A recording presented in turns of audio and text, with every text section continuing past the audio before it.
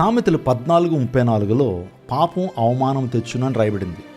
ఎంత అద్భుతమైన విషయాన్ని దేవుని వాక్యం చెప్తా ఉందండి. పాపం చేయడం ద్వారా అవమానం కలుగుతుంది. ఈరోజు అనేక మంది వ్యభిచారులు పట్టబడినప్పుడు, త్రాగుబోతులు పట్టబడినప్పుడు, గంజాయి తాగుతూ పట్టబడినప్పుడు, రహస్యమైన పాపాలు చేస్తూ పట్టబడినప్పుడు అవమానం కలగట్లేదా? రీసెంట్గా మేఘాలయ హనీమూన్ కేసు మనందరికీ తెలుసు.